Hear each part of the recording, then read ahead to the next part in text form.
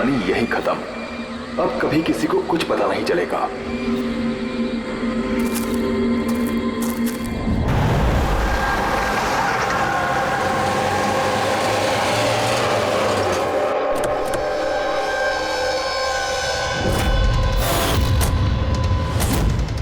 Guys hold on, हो क्या रहा है? कोई मुझे बताएगा? You guys don't understand. You know ना सिचुएशन क्या चल रही है। पापा और भाई दोनों फोन नहीं उठा रहे। पापा, रे, प्लीज दरवाजा खोलो। करण देखो ना, कोई दरवाजा ही नहीं खोल रहा है। पापा, मिथुन काका, रे, मिथुन काका। Oh, my bro, my bro. He's not.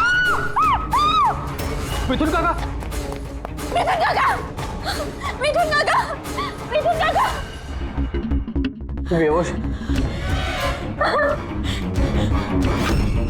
पापा, पापा, पापा, पापा, पापा। कौन? पापा, देखो ना जरा पापा को क्या। शीतल अंकल शीतल, प्लीज प्लीज जल्दी डॉक्टर को बुलाओ करो। काम करने का। आरा, पापा, आरा, अंकल डोंट एम्बुलेंस को कॉल करो, एम्बुलेंस को कॉल करो अर्जेंट। शीतल, जब तुम वहाँ खंडाला में थी तब ये सब हुआ? हाँ जी सर, एक्चुअली वहाँ हमारी प्रॉपर्टी को लेके कुछ प्रॉब्लम्स चल रही थी, इसीलिए मैं और करण वहाँ गए थे। करण? जी, ही इज माय लॉयर। अच्छा। सर वो लैंड शीतल के नाम पे थी, इसलिए उसे वहाँ होना ही था। यस सर, बहुत इंपॉर्टेंट मीटिंग थी। आप? She is Tara, my assistant. हाँ तो शीतल, जब तुम खंडाला में जा रही थी तब घर पर सिर्फ तुम्हारे पिताजी कल्याण जी और तुम्हारा भाई रे और ये मिथुन था, है ना? हाँ सर, एक्चुअली करीब 8 साल पहले एक एक्सीडेंट हुआ था जिसमें पापा की आईसाइट चली गई।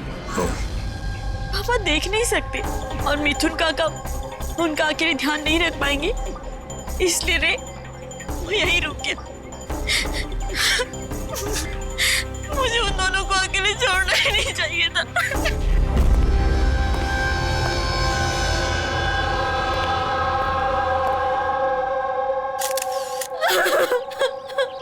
शांत हो जाओ। एक बात बताओ शीतल, अब तुम कह रहे थी कि उनको अकेले छोड़कर जाना ही नहीं चाहिए था, क्यों? ऐसे क्यों लगा तुम्हें? क्या तुम्हें डर था कि उनकी दोनों की जान को खतरा है, ऐसे कुछ होगा?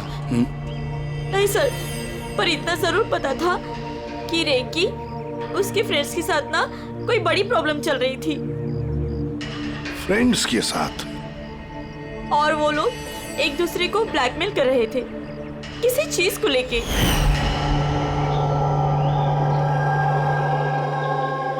तू ऐसा हम लोग के साथ कैसे कर सकता है? एक बार फिर से सोच ले रे, अगर यही तेरा फाइनल डिसीजन है तो जानता है कि क्या होगा। आई डोंट केयर, मैं तो सिर्फ सही टाइम का वेट कर रहा हूँ। पर अगर किसी को कुछ पता चल गया तो? तुम पागल हो गई हो क्या? अगर तुम ऐसे बिहेव करती रहोगी तो श्योरली किसी ना किसी को तो डाउट हो ही जाएगा। गाइस, अगर हम कंट्रोल में हैं तो वी आर सेफ। गाइस, तुम लोग अपना देख लो। मुझे ऑनेस्टली नहीं पता है कि मैं क्या करने वाला हूँ।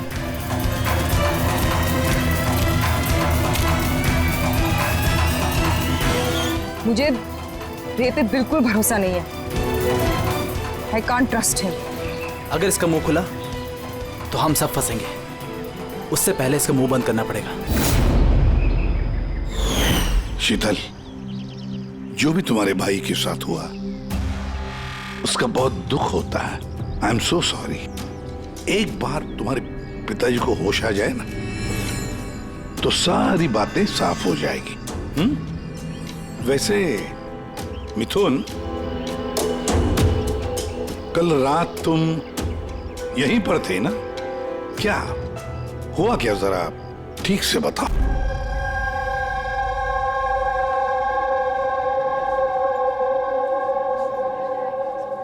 पापा कल्याण जी, मैं सीआईडी से एसीपी प्रद्युमन। आप मुझे बता सकते हैं क्या हुआ?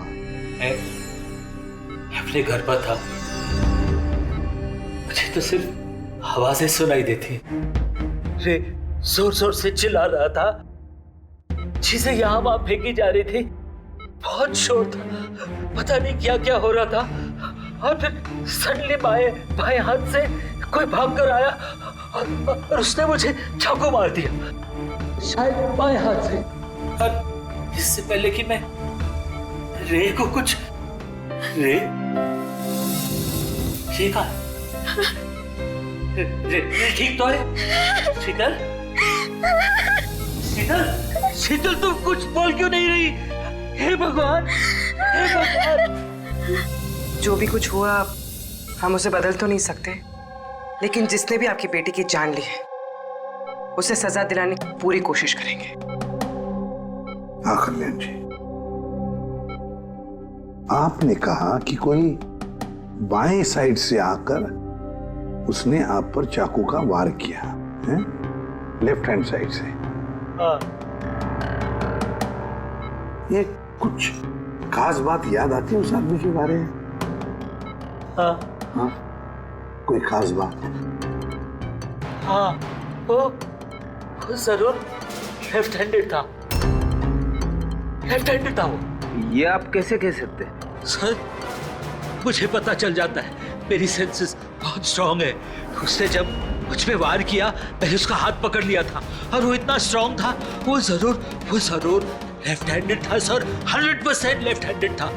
तो क्या डॉक्टर साहब, ये जो जख्म है इनके शरीर पर, वो वाकई किसी खब्बू आदमी ने बनाया? यस सर, घाव के निशानों के हिसाब से यही लगता है। चलो सर, कुछ तो सुराग लगा। हाँ, ये चारों के चारों दोस्त रे को धमका रहे थे। गड़बड़ है, कुछ न कुछ तो गड़बड़ जरूर है इन चारों में। तनिषा, अंकिता, विवान और सैम। उठाओ इन चारों को, उठाओ।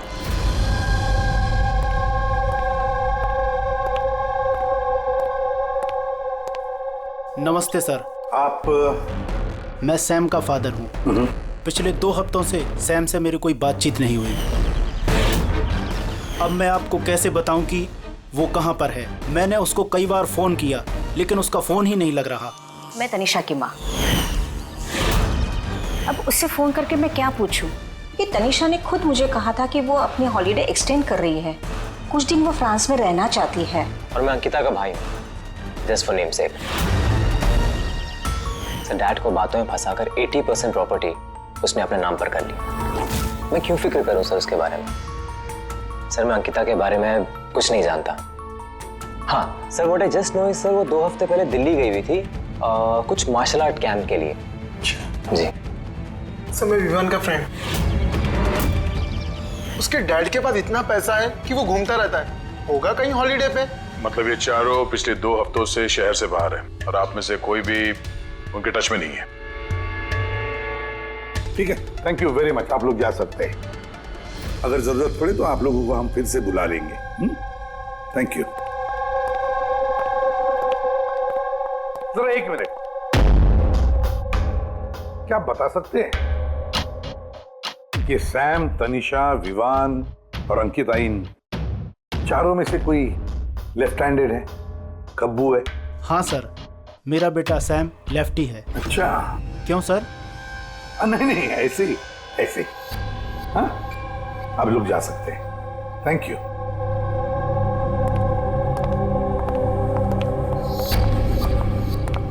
सर, कहीं ऐसा तो नहीं कि इन चारों ने मिलके रे को मार दिया हो सकता है सर, और उसी डर की वजह से ये चारों कहीं ना कहीं जाके छुप के बैठे होंगे। सर, ये चारों की लोकेशन का पता चल गया। सर, कल रात सैम, तनिषा, अंकिता और विवान, इन चारों की मोबाइल लोकेशंस शीतल के घर के 3 किलोमीटर के रेडियस में थी। सैम, तनिषा, अंकिता, विवान, रे, उन पांचों में कोई एक राज छुपा हुआ है, कोई ऐसा राज जो वो पांचों किसी को बताना नहीं चाहते थे। वो राज अपने पास ही रखना चाहते थे। हो सकता है ये रे कमजोर पड़ गया हो, बस तो राज किसी को पता ना चले। रे किसी को ना बताए, इसलिए रे को खत्म कर दिया। ये पता करना होगा सर कि वो कौन सा राज था जिसकी वजह से रे की जान चली गई। सर एक बात समझ में नहीं आ रही है, ये चारों फरार क्यों हो गए? इन्हें तो खून करते हुए किसी ने देखा ही नहीं। एग्जैक्टली, लाइट चली गई थी सर, और वो कल्याण जी देख नहीं सकते थे और नौकर मिथुन बेहोश पड़ा था, तो वहां से भागकर कोई शक अपने ऊपर ओढ़ के क्यों लेगा? सर पता नहीं क्यों ऐसा लगता है कुछ मिसिंग है। सर ट्रेस करना शुरू करते हैं सर। अगर ये शहर से बाहर गए हैं तो किसी railway station, airport, bus station, hotel में तो गए होंगे, तो उनके क्रेडिट कार्ड और डेबिट कार्ड के डिटेल्स निकलवाते हैं।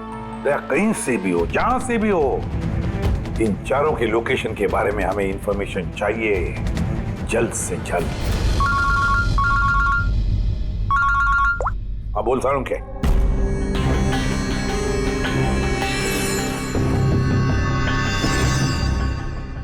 यार सारुण के, तूने इस कंकाल पे ये रेड मार्क्स क्यों किए? बस ये समझाने के लिए कि इस रे की हड्डियों का कैसे चूरा बनेगा। ये देखो, ये रे की हड्डियों का एक्सरे। इस रे पर बहुत जबरदस्त ताकत के साथ वार किया गया। एक झटके में इसकी गर्दन की हड्डी टूट गई। बस एक बार तो इसके रिब केज पर इतना जबरदस्त किया गया है कि एक ही झटके में इसके रिब केज की बाईं हड्डियां 12 की 12 पसलियां एक साथ एक झटके में टूट गई। और वो भी कमाल की बात यह है कि एक ही सिमेट्री में।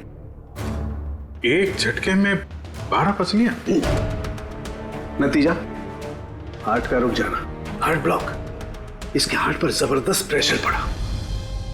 कमाल की बात यह है बॉस कि जितनी ताकत के साथ इस पर वार किया गया है, इतनी ताकत हाथों से या किसी भी हथियार से पैदा नहीं की जा सकती। इसे देख करके तो ऐसा लगता है जैसे खूनी जानता था बॉस, खूनी जानता था कि किस पॉइंट पर वार किया जाए कि एक ही झटके में सारी की सारी पसलियां एक साथ टूट जाए, एक सिमेट्री में। हाथों से कोई इतना फोर्स तो पैदा नहीं कर सकता। हाँ कर सकता है अगर कोई मार्शल आर्ट्स का जानकार हो तो, जैसे कुंग-फू, कराटे, ताइक्वांडो, इन सब में खास किस्म के मूव्स होते हैं जिससे इतना फोर्स पैदा किया जा सकता है। ये हो सकता है बस। अभी अटैक उसी ने किया जिसे मार्शल आर्ट्स की जानकारी है, जैसे आर्मी बैकग्राउंड का कोई। Martial arts? वो लड़की भी तो गई है ना दिल्ली में मार्शल आर्ट्स का कैंप अटेंड करने के लिए। क्या नाम है उस लड़की का? अंकिता। अंकिता के भाई ने तो हमें ये बताया। Sir what I just know sir, वो 2 हफ्ते पहले दिल्ली गई हुई थी कुछ मार्शल आर्ट कैंप के लिए। और सर कत्ल की रात उसका फोन शीतल के घर के आसपास ही था, उसी ने किया होगा। सैम के साथ मिलके। कल्याण जी पर जिसने भी चाकू का वार किया था वो आदमी खब्बू था, लेफ्ट हैंडेड। हाँ सर, मेरा बेटा सैम लेफ्टी है। ये हो सकता है क्योंकि शीतल के घर की जिस खिड़की पर से हमें वो ब्लड सैंपल मिला था, उसका डीएनए सैम के डैड के डीएनए के साथ मैच होता है। मतलब सैम वही था और अंकिता भी। बस अब हमें ये पता लगाना है कि ये सैम, तनीषा, अंकिता और विवान इस वक्त है कहां पर। अच्छा, आप कैब ड्राइवर, आप उस वक्त कहाँ थे?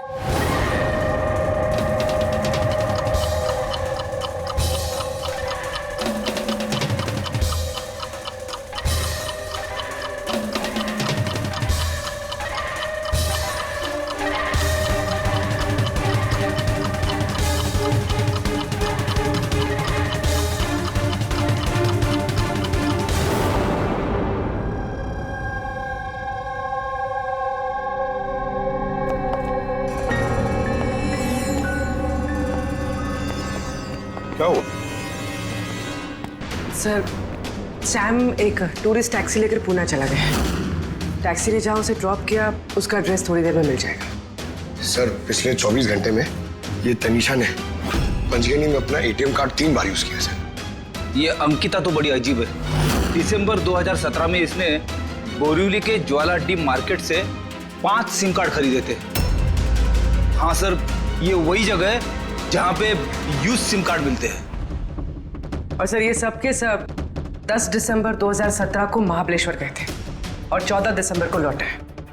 सर इन्हें लग रहा था कि इन्हें कोई पकड़ेगा नहीं, लेकिन इनसे एक गलती हो गई। ये जो अंकिता है सर, इसने जो सिम कार्ड्स लिए थे उसकी लोकेशन हमें महाबलेश्वर से 15 किलोमीटर आगे हाउस होल्ड में मिली। हाँ, brilliant job, absolutely brilliant job. बस अब नाउ नो वेस्टिंग टाइम, हम टीम बनाते हैं और काम शुरू करते हैं। लेकिन सर 5 सिम कार्ड, वो भी यूज्ड, कर क्या रहे हैं ये लोग? जो भी कर रहे हैं करने दो, पर पछताएंगे जरूर, बहुत पछताएंगे।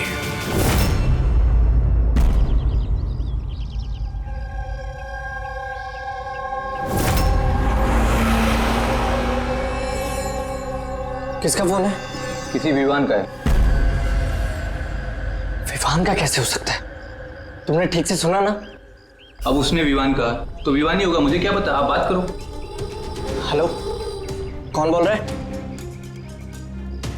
दूर, मैंने बोला था कि आज के बाद हम कांटेक्ट में नहीं आएंगे। तो कॉल क्यों किया? और तुझे पता कैसे चल रहा कि मैं यहाँ हूं? ओके, तो वहीं रुक, मैं आ रहा हूं।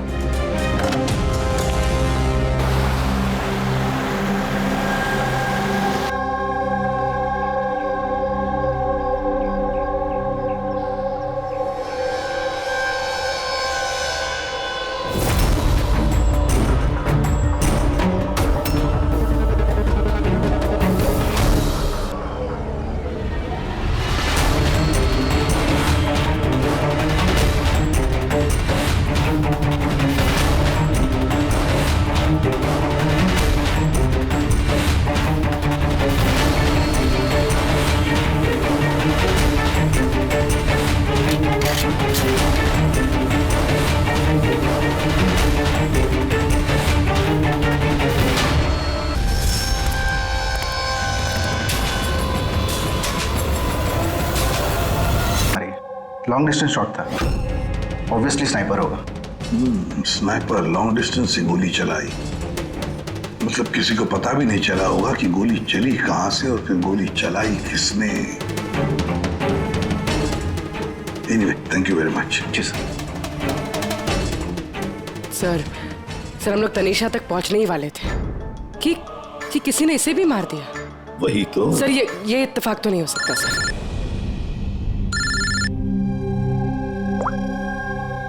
हेलो, क्या? ठीक है। क्या हुआ? सर, पुणे पुलिस स्टेशन से फोन था, किसी ने सैम को मार दिया। What? Oh my God. Sir, वो जिस लॉज में रुका था उसी लॉज के पास। सर ये जरूर विवान और अंकिता का ही काम है। ये कोई सीक्रेट है जिसे छुपाने के चक्कर में ये लोग आपस में एक दूसरे का खून कर रहे हैं। अपनी जो भी है उसे पता कैसे चलता है कि हम किसके पास जाने वाले हैं? 4 में से 2 बच गए हैं, विवान और अंकिता।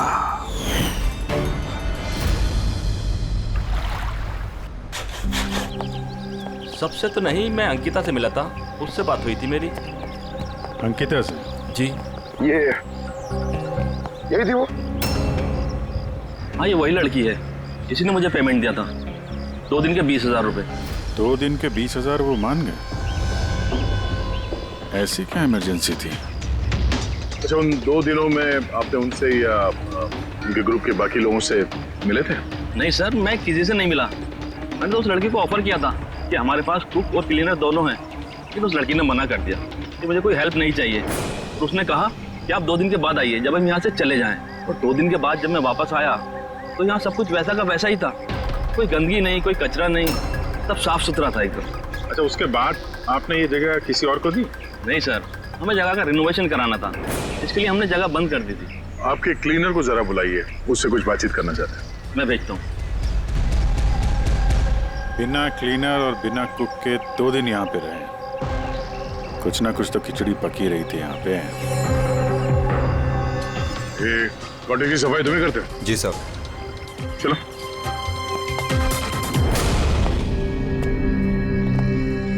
अच्छा, जब वो 5 लोग यहाँ से गए, उसके बाद जब तुमने यहाँ की साफ सफाई की तो कुछ मिला इधर उधर या कुछ अजीब लगा तुम्हें? नहीं सर, वो लोग तो बहुत अच्छे थे। जाने से पहले पूरी जगह को एकदम चकाचक साफ करके गए। पता नहीं कौन सा साबुन, क्या डिटर्जेंट यूज किया, पूरा घर चमका दिया था। वाह, हाँ सफाई हो रही है। ये कौन सा डिटर्जेंट है मैडम जी? अरे कुछ नहीं, वो रात को पार्टी हुई थी ना तो ज्यादा गंदा हो गया है। तुम जाओ, हम कर लेंगे। एक मिनट। ये लो, ये लेके जाओ। हाँ, जाओ।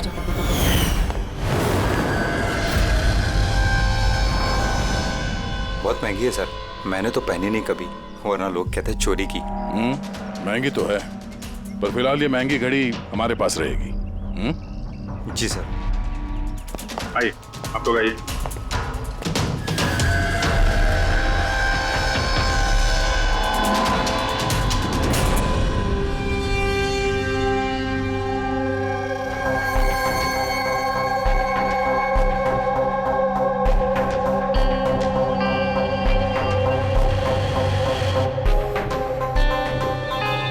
सर, सैम, तनीषा और रे तीनों का तो मर्डर हो गया है। अब बचे विवान और अंकिता। खूनी इन दोनों में से ही कोई हो सकता है। ये विवान ही होगा। उसी ने सैम को फोन करके लॉज के बाहर बुलाया था। तो जो भी हो, उसे पता कैसे चलता है कि हम कहाँ जाने वाले हैं? और जब भी हम वहां पहुंचते हैं तो उससे पहले ही वो वहां पहुंचकर फोन करके निकल जाता है। सैम किस लॉज में ठहरा है और तनीषा रोड पर कहाँ मिलेगी, ये सारी इंफॉर्मेशन तो हमारे पास थी ना। उन तक कैसे पहुंची? सर शायद वो लोग एक दूसरे के कांटेक्ट में हो। नहीं पूर्वी, बिल्कुल नहीं, क्योंकि लॉज के मालिक ने बताया कि सैम को जब विवान का फोन आया तो सैम को झटका लग गया। मैंने बोला था कि आज के बाद हम कांटेक्ट में नहीं आएंगे। कॉल क्यों किया? बॉस, क्राइम सीन पर ये जो शोपीस मिला है, इस पर ऑक्सीजन प्रोड्यूसिंग डिटर्जेंट मिला है। इसे ऑक्सीजन प्रोड्यूसिंग डिटर्जेंट से साफ किया गया है। ये क्या है? रेडी एक ऐसा डिटर्जेंट होता है जिससे सारे के सारे एविडेंस एकदम साफ किए जा सकते हैं, खून के निशान तक। हमें कोई डीएनए नहीं मिल सकता। मतलब सर, ये हॉलिडे होम में खून हुआ था? एग्जैक्टली। और हाँ, ये घड़ी, इस पर अलग अलग लोगों की उंगलियों के निशान तो हैं ही, साथ ही इस पे मुझे किसी का डीएनए भी मिला है। तो शायद रे इसी खून का पर्दाफाश करने वाला होगा। पूर्व एक काम करो, ब्यूरो में जाओ, खून की रिपोर्ट्स चेक करो, मिसिंग पर्संस की रिपोर्ट्स चेक करो, देखो किसी भी रिपोर्ट में इस घड़ी का जिक्र किया है क्या। यार, इन 5 में से बचे हैं 2, विवान और अंकिता। अगर खूनी विवान या अंकिता को कांटेक्ट करना चाहे तो फिर वो जो 5 यूज्ड सिम कार्ड्स है ना, वो इनके पास होंगे। उन्हीं में से किसी नंबर पर वो फोन करेगा, है ना? वो नंबर ट्रैक करते हैं। सर, तनीषा का खून हुआ पंचगनी में, सैम का खून हुआ पुणे में। दोनों जगहें 100 किलोमीटर दूर, जबकि खून हुए सेम टाइम पे। और एक ही टाइम पे कोई 2 जगहों पे कैसे हो सकता है सर? कोई तो है जो इस प्लान में शामिल है। मान लिया गया कि कोई और है इस खूनी के साथ। एक बार ये विवान और अंकिता हमारे पंजे में आ जाए ना, तब सारे सवालों का जवाब मिल जाएगा। एक काम करो अभिजीत, साइबर डिवीजन से एक हैकर को बुला दो।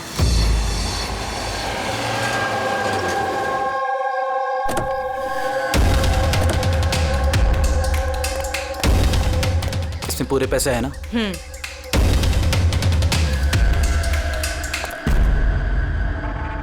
एक मिसिंग रिपोर्ट तो दर्ज हुई है जिसमें इस घड़ी के बारे में लिखा हुआ है। कोई रणधीर कुमार नाम का एनआरआई था। कब फाइल हुई थी रिपोर्ट? 6 दिसंबर 2017। कोई करण जोशी ने फाइल की थी। जी ये देखिए।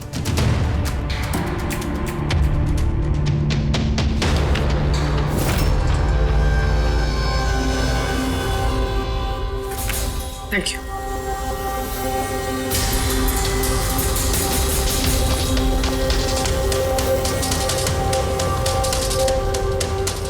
उन लोगों ने इस रणधीर को तो नहीं मार डाला?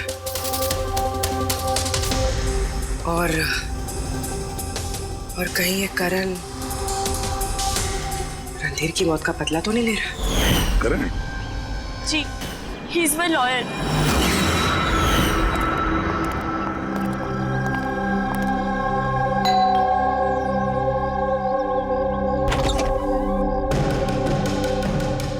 Good to see you.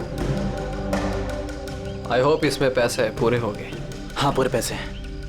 आओ अंदर। देखो, हम लोग जहां भी जाते हैं उससे पहले खुनी को कैसे पता चल जाता है?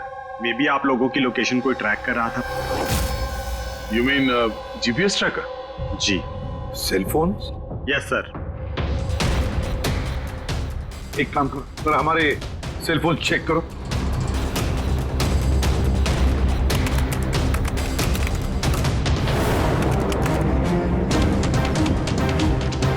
तुमने पैसे मांगे थे, हम लेकर आए हैं।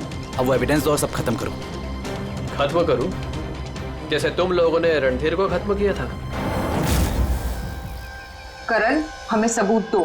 देता हूं, लेकिन उससे पहले मैं तुम्हें किसी से मिलाना चाहता हूं। कौन? बुलाता हूं।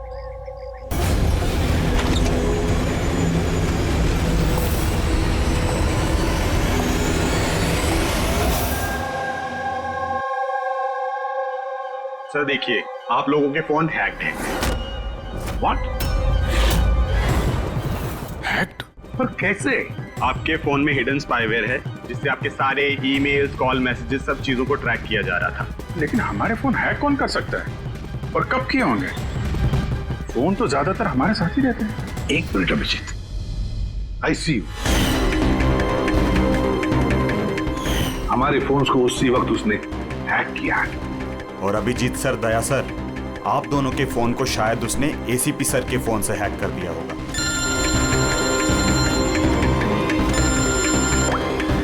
अबुल करण मरने वाले से रिलेटेड है?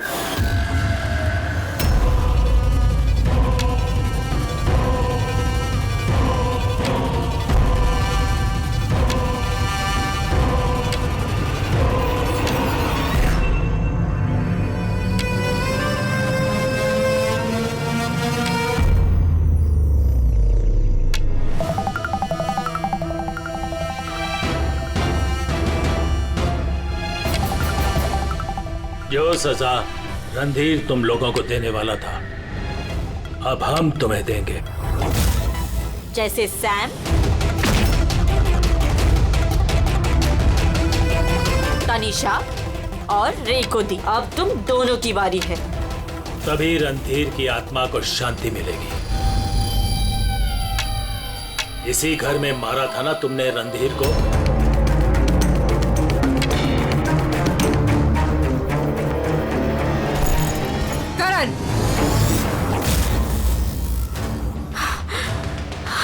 तुम्हारे पास कोई सबूत नहीं है ना? तुमने हमें फंसाया है ना? हाँ?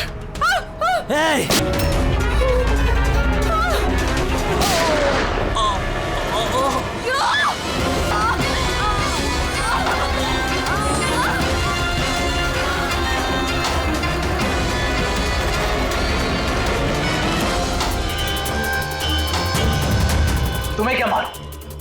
तुम तो देख भी नहीं सकते, पर मानना तो पड़ेगा।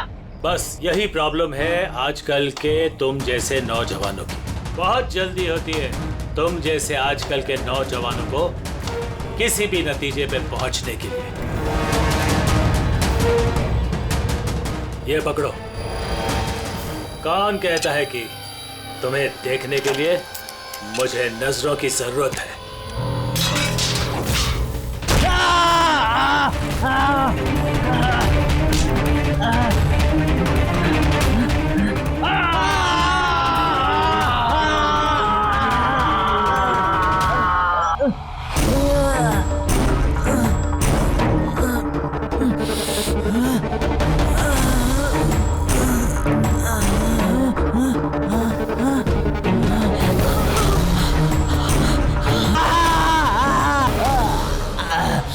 शीतल बेटा, तुम ठीक? बरसों से मैं स्पेशल फोर्सेस में था। दुश्मनों को तो मैं चुटकी भर में सूंघ कर निकाल देता था। फिर तुम तो बच्चे हो।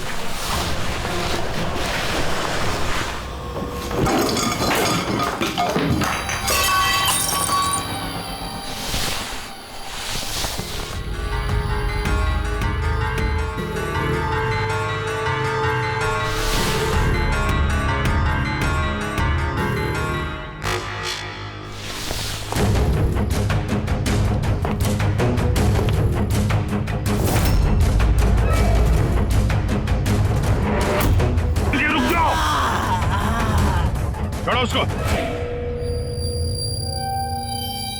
मैं तो अंधा हूं ऑफिसर, लेकिन आप देखकर बताइए कि मैंने उसका सारा शरीर बेकार कर दिया है या नहीं, या तुम एक और।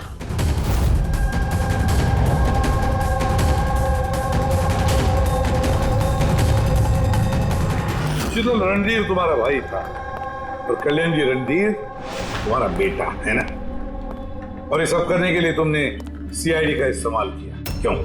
सही समझा आपने। रणधीर शीतल का भाई था और मेरा बेटा। यानी रे का भाई? नहीं, रे मेरा बेटा नहीं था। उसे तो सिर्फ मैंने इस्तेमाल किया था। हमें गुमराह करने के लिए, ताकि हम विवान, अंकिता और सैम तनीषा के पीछे लग जाए और उन्हें सजा दिलवाए, ताकि आपका बदला पूरा हो सके। हम उसे मारना नहीं चाहते थे। रणधीर एक्सचेंज प्रोग्राम का स्टूडेंट था, एकदम सीधा, लेकिन बहुत पैसे वाला। अंकिता हमेशा से ही एक हाई फाई लाइफ जीना चाहती थी। उसी ने ये प्लान बनाया और रणधीर को किडनैप करके उससे पैसे मांगने। कितना रैंसम मांगा था तुम लोगों ने? 5 करोड़। फिर भी मार दिया तुमने उसे। रणदीप भाग रहा था, अंकिता को गुस्सा आया और उस 1 सेकंड के नॉनसेंसपन में उसने उसे मार दिया। और हम सब घबरा गए, कुछ समझ नहीं आई कि क्या करें। तो उसकी बॉडी लेकर हमने लेक में डाल दिया।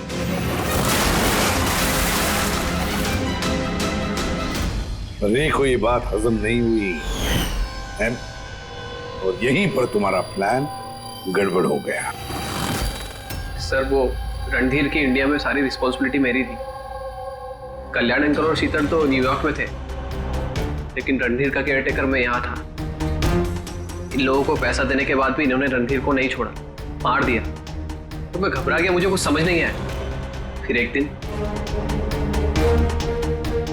दिन रे का कॉल आया। मुझे बिलीव नहीं हो रहा है कि हमने उसको। I'm sorry uncle. कुछ नहीं होगा तुम्हें। तुम सिर्फ हमें बता दो कि बाकी के दोस्त लोग कहाँ हैं। अंकल वो सब बाहर चले गए। जब तक ये रणधीर का केस सॉल्व नहीं हो जाएगा ना अंकल, वो वापस नहीं आएंगे।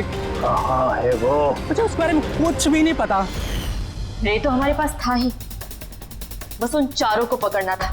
और ये काम हम अकेले नहीं कर सकते थे। तो इसीलिए तुमने हमारा इस्तेमाल किया, क्यों? रे से सारी इंफॉर्मेशन निकालने के बाद तुम लोगों ने उसे एक दर्दनाक मौत केस इन्वेस्टिगेट करे और ये सारी कहानी निकल के सामने आए। साथ में हमें सारे एविडेंसेस दे दिए, उन चारों के मोबाइल नंबर्स, और सैम जिस पैथोलॉजी लैब में काम करता था वहां से उसके ब्लड सैंपल मंगवा लिया। हम सबके फोन्स हैक किए। काफी अच्छी प्लानिंग थी। लेकिन एक बात भूल गए तुम, सजा देने का काम तुम्हारा नहीं, कानून का है। रणधीर की मौत का बदला तो तुमने ले लिया, लेकिन सजा अपने आप को दी है, अपने आप को।